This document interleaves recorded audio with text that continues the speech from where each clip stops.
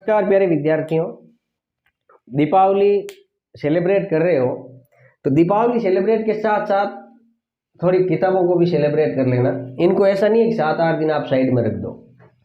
प्रकाश वाला लेसन चल रहा था, वेरी इंपॉर्टेंट लेसन है, 9 नंबर का लेसन है 2022 बोर्ड के लिए।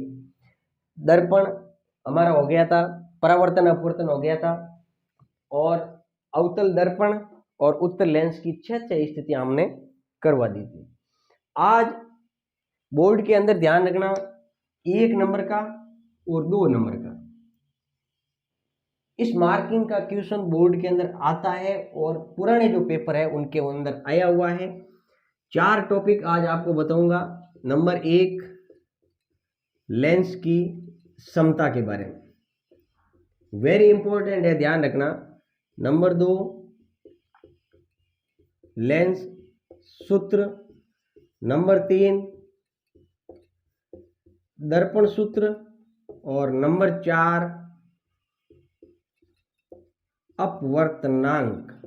अपवर्तनांक वाला करवा दिया था मैंने, लेकिन एक विद्यार्थी का कमेंट आया था, अक्सर अपवर्तनांक वापस समझाइए, ये थोड़ा समझ में कम आया है। इसमें से 1 नंबर का क्वेश्चन हजारों बार बोर्ड के अंदर आया है। लेंस सूत्र से संबंधित और दर्पण सूत्र से संबंधित ध्यान रखना, आंकिक क्वेश्चन आएगा, आंकिक प्रश्न आएगा। आंकिक प्रश्न का मतलब आपको पता है, गणितीय लेवल का प्रश्न आएगा कि भाई 2-3 बातें दी हुई होती है और एक आपको ज्ञात करनी होती है। नंबर पहला, लेंस की समता। लेंस की समता जानने से पहले ध्यान रखना, लेंस अवतल लेंस और नंबर 2 कौन सा होता है, उत्तल लेंस। ये होते कैसे, अगर बनावटी आपके सामने कोई डायग्राम रख दें तो अवतल लेंस ध्यान रखना, इस प्रकार की जो संरचना होती है वो अवतल लेंस होता है और इस प्रकार की जो संरचना होती है वो उत्तल लेंस होता है। अवतल लेंस की परिभाषा अगर पूछा भी नहीं है, मान लो पूछ ले 1 नंबर का, तो इस प्रकार की आकृति बनानी है। परिभाषा में क्या लिखेंगे, वह लेंस जो किनारों से मोटा, मोटा शब्द आता है, ध्यान रखना, यही शब्द यूज किया हुआ है, और बीच में से जो पतला होता है वह लेंस कौन सा होता है, अवतल लेंस होता है। उत्तल लेंस जो बीच में से तो मोटा और किनारों से कैसा होता है, पतला होता है, उसे क्या कहते हैं, उत्तल लेंस कहते हैं। अब बात आती है उत्तल लेंस और अवतल लेंस की समताओं की। समता को ध्यान रखना, P द्वारा दर्शाया जाता है। P का मतलब होता है पावर, और इस समता की परिभाषा में 2 शब्द याद रखना, अभिसरण और एक होता है अपसरण। ये क्या होते हैं, लेंस की समता का मतलब होता है प्रकाश की किरणों को लेंस अपने खुद की स्वयं शक्ति के द्वारा प्रकाश की किरणों को किसी एक बिंदु पर एकत्रित करना और प्रकाश की किरणों को फैलाना, ये लेंस की समता कहलाती है। तो सही परिभाषा क्या लिखेंगे, लेंस की वह समता जिसके माध्यम से लेंस प्रकाश की किरणों को अभिसरण और अपसरण कर लेता है, अभिसरित या अपसरित कर लेता है, दोनों में से कोई भी लिखना, वो लेंस की समता कहलाती है। लेंस की समता को P के द्वारा दर्शाया जाता है। फिर लेंस की समता का पूछा जाता है SI मात्रक। SI मात्रक का मतलब होता है अंतरराष्ट्रीय मात्रक। क्या होता है, अंतरराष्ट्रीय मात्रक। और अंतरराष्ट्रीय मात्रक डायप्टर होता है। डायप्टर को कैपिटल D द्वारा दर्शाया जाता है, लेंस की समता का मात्रक। एक बार बोर्ड के अंदर आया था, डायप्टर किसका मात्रक होता है, तो लेंस की समता का मात्रक क्या होता है, डायप्टर होता है। अब एक बात ध्यान रखना कि अवतल और उत्तल लेंस में लेंस की समता धनात्मक किसकी होगी और ऋणात्मक किसकी होगी। उत्तल लेंस होता है, उत्तल लेंस की जो समता होती है वो ध्यान रखना धनात्मक होती है, और अवतल लेंस की समता क्या होती है, ऋणात्मक होती है। समता कौन सी, लेंस की समता। तो ये परिभाषा ध्यान रखना, लेंस की वह समता जिसके माध्यम से प्रकाश की किरणों को अभिसरण और अपसरण किया जा सकता है उसे लेंस की समता कहते हैं। इसे P द्वारा दर्शाया जाता है। लेंस की समता का SI मात्रक डायप्टर होता है। उत्तल लेंस की लेंस समता धनात्मक होती है, अवतल लेंस की लेंस समता ऋणात्मक होती है। ये लेंस की समता से संबंधित ध्यान रखना। और एक फॉर्मूला ध्यान रखना, D बराबर 1/f। D क्या है? डायोप्टर है। F क्या है? लेंस की फोकस दूरी है।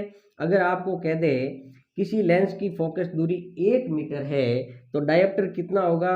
डायोप्टर भी ध्यान में रखना 1 डायोप्टर ही होगा। अब धनात्मक और ऋणात्मक के आधार पर अगर कह दे किसी लेंस की समता 3 मीटर है, ऋणात्मक में दे दिया, तो ऋणात्मक आपको पता है लेंस की क्षमता किसकी होती है?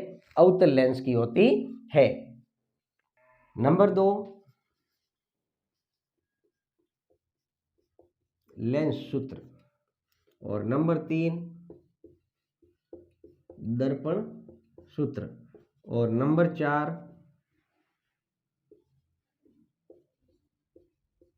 अपवर्तनांक। और पहला नंबर आपका हो गया था लेंस की क्षमता। इसमें ध्यान रखना लेंस की क्षमता से संबंधित 1 नंबर का क्वेश्चन आता है। दर्पण और लेंस सूत्र जो है अंकीय क्वेश्चन आएगा, 2 नंबर का आएगा। और ये ध्यान रखना 100% आएगा। और तीसरा बात, अपवर्तनांक पहले बताया था मैंने, लेकिन एक कमेंट आया था छात्र का कि सर अपवर्तनांक के बारे में वापस बताइए। तो ये 4 बातें आज क्लियर करनी है आपको। पहली बात, लेंस की क्षमता आपको शायद क्लियर हो गई होगी। लेंस सूत्र में 1/f बराबर 1/v माइनस 1/u। अब 1/f बराबर v क्या है, u क्या है, f आपको पता है लेंस की फोकस दूरी होती है। f क्या होती है? लेंस की फोकस दूरी। अब u ध्यान रखना, u क्या होता है? बिंब की दूरी। और बिंब की दूरी का मतलब, बिंब का मतलब वस्तु होता है, लेंस को वस्तु से कितना दूर रखा हुआ है। इन तीनों में से f, v और u में से कोई भी 2 बातें आपको दी हुई होती है और एक तीसरी बात आपको ज्ञात करनी है। और v क्या होता है? ये अगर बिंब हो गया तो ये हो जाएगा v क्या होगा? वेरी गुड, प्रतिबिंब की दूरी। लेंस की फोकस दूरी, u बिंब की दूरी और v हो गया प्रतिबिंब की दूरी। इन तीनों में से कोई भी 2 बातें दी हुई है तो तीसरी हम आसानी से ज्ञात कर सकते हैं। लेंस सूत्र और दर्पण सूत्र में अंतर इतना है, यहाँ 1/f है तो यहाँ पर भी 1/f होगा, बराबर 1/v की जगह 1/v होगा। यहाँ पर ये फर्क होगा कि माइनस की जगह क्या हो जाएगा? प्लस हो जाएगा। अब ये सेम होगा, लेंस की फोकस दूरी, प्रतिबिंब की दूरी, बिंब की दूरी। 3 में से 2 बातें दी हुई है तो तीसरी हम आसानी से ज्ञात कर सकते हैं। अपवर्तनांक ध्यान रखना, n21 बराबर v1/v2। अब 21 क्यों लिखा? अपवर्तनांक का मतलब होता है, आप ध्यान रखना, प्रकाश का वेग माध्यम में चलता रहता है। प्रकाश के वेग के लिए किसी भी प्रकार के माध्यम की आवश्यकता नहीं होती, जबकि ध्वनि के संचरण के लिए माध्यम की आवश्यकता होती है। अपवर्तनांक का मतलब होता है कोई भी माध्यम v2 है, इसमें प्रकाश का वेग कितना था और v1 में प्रकाश का वेग कितना था, इन दोनों में अंतर अपवर्तनांक कहलाता है। तो परिभाषा क्या लिखेंगे? किसी माध्यम में प्रकाश का वेग किसी दूसरे माध्यम के सापेक्ष प्रकाश के वेग के अंतर को क्या कहते हैं? अपवर्तनांक कहा जाता है।